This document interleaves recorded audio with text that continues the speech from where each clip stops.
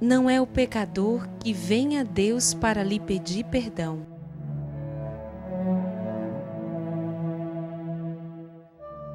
mas é o próprio Deus que corre atrás do pecador e que o faz retornar.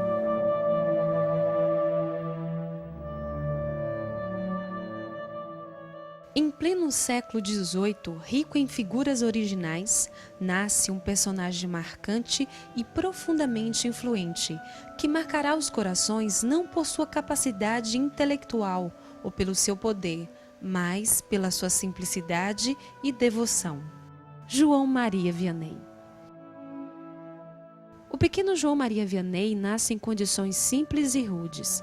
Criado numa família católica, sua fé é profundamente marcada pela Revolução Francesa, que alterou o quadro político-social da França. A causa da Revolução estava no antigo sistema, uma monarquia absolutista, influenciados pelas ideias do Iluminismo, o Terceiro Estado, assim descrito, formado pelos trabalhadores, camponeses e burguesia, tomam o poder.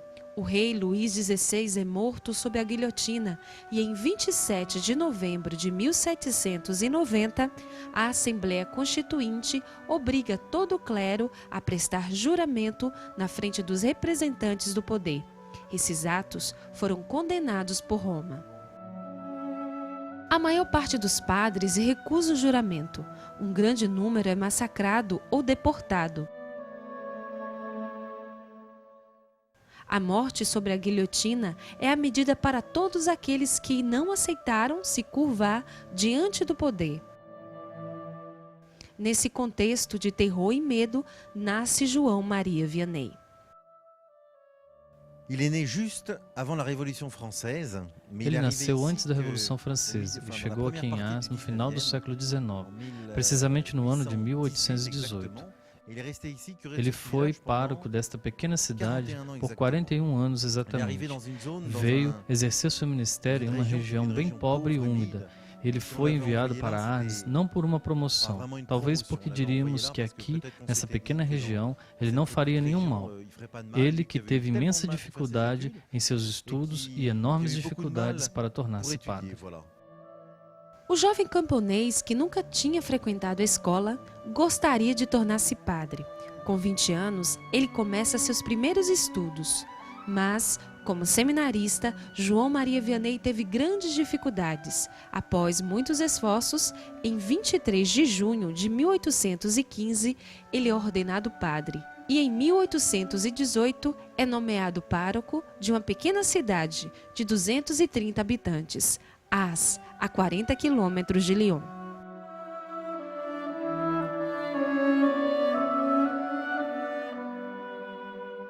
Uma alma pura, dizia ele, tem todo o poder sobre o bom Deus.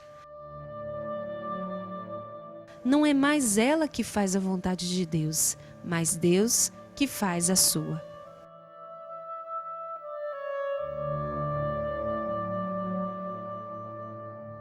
A chegada a Ars é marcada por um fato que ainda hoje é relembrado. Em dificuldades para encontrar a pequena cidade perdida entre os campos e a neve, João Maria Vianney encontra um pequeno garoto que lhe pergunta: "O senhor é o novo pároco de Ars?" João Maria Vianney responde que sim e diz ao pequeno menino: "Se tu me mostrares o caminho a Ars, eu te mostrarei o caminho do céu."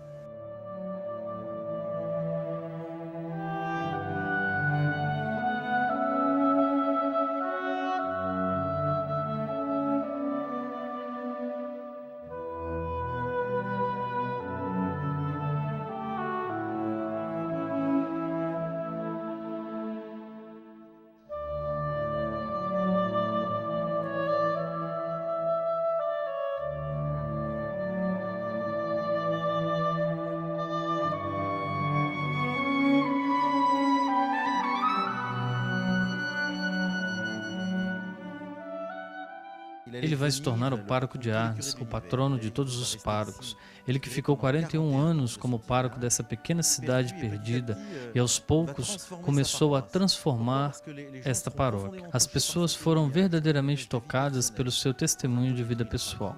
No primeiro momento, ele não tinha muita coisa a fazer a nível paroquial, então ele passava horas diante do Santo Sacramento, rezando, falando a Deus e se confiando a Ele. E esse testemunho tocou os habitantes, que vinham aos poucos para ver o que esse simples pároco podia falar do bom Deus, como ele costumava chamar. E eles foram sendo profundamente tocados pelo seu testemunho, e aos poucos ele os ensinou a falar com Deus e como amá-lo e como acolher seu amor. E aos poucos as multidões começaram a vir.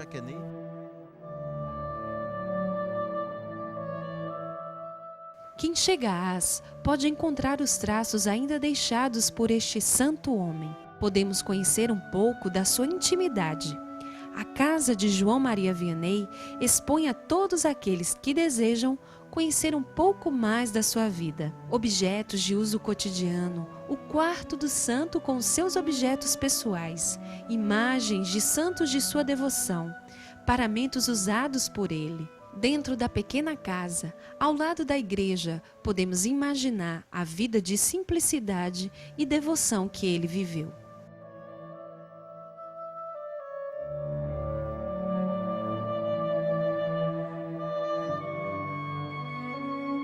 Não são nem as grandes ou as belas orações que o bom Deus olha.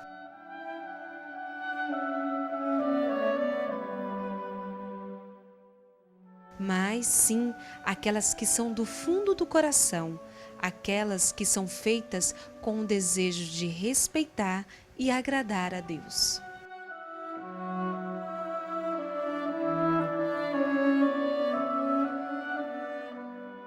Rapidamente, sua reputação de confessor se espalha. Numerosos peregrinos vão a Ars. Dotado de uma claridade, ele adapta a sua linguagem e o tom de sua voz segundo a necessidade de cada pessoa que o solicita. No confessionário, onde ele passava uma grande parte do seu dia, ele aprendeu a conhecer a tormenta e as perturbações das almas. Nos últimos anos de sua vida, consideramos que perto de 100.000 pessoas vinham cada ano se confessar, porque muito rápido seu ministério de confessor tomou uma enorme proporção. Ele passava 15, 16, 17 horas por dia a confessar.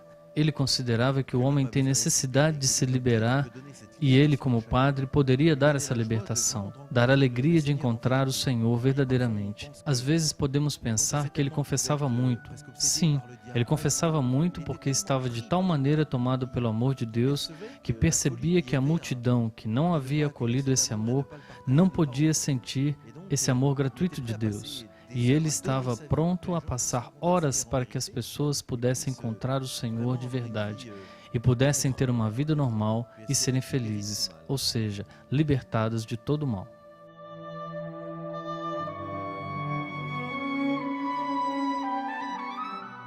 É o Padre que continua a obra de redenção sobre a terra.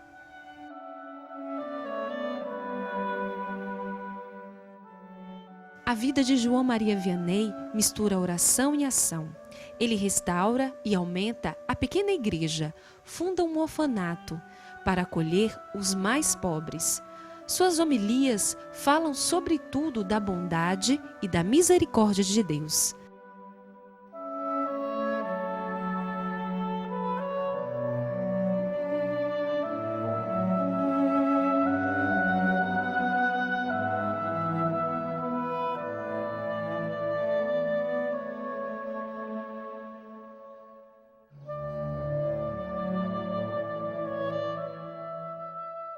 Quem vem a Ars encontra a pequena igreja onde João Maria Vianney exerceu seu ministério de padre, os altares que ele construiu em devoção à Virgem Maria, aos santos, e ainda podemos observar o púlpito onde ele ensinava.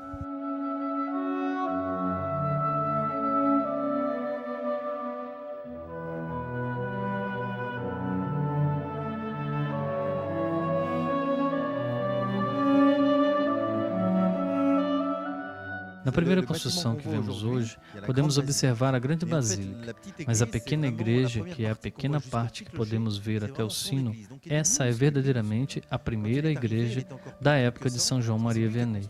Quando ele chegou, ela era ainda menor. Foi ele que construiu o sino e todas as capelas.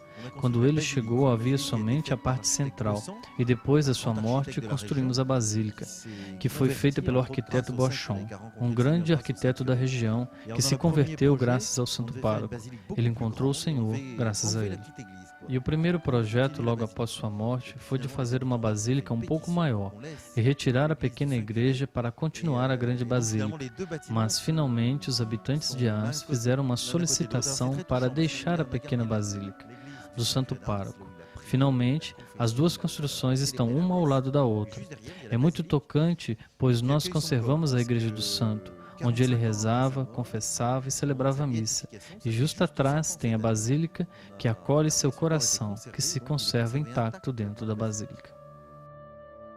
É impossível contar os prodígios que foram realizados pela intercessão de João Maria Vianney. Homens da igreja, políticos, todos fazem apelo à sua oração e ao conselho e à profecia do santo de Ars. O cura d'Ars ensinava que nesse mundo precisamos combater e somente na eternidade teremos a graça de repousar. Esse combate que vivemos, explica ele, consiste em amar e esse amor é voltado à cruz.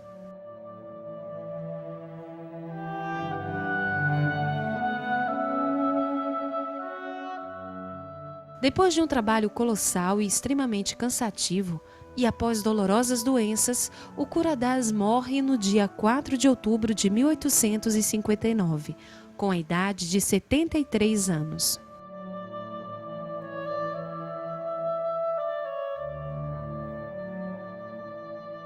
Canonizado e proclamado patrono de todos os párocos, ele permanece como um testemunho vivo do amor divino, daquele que se adapta e se doa sem limites para o cumprimento e a glória de cada criatura.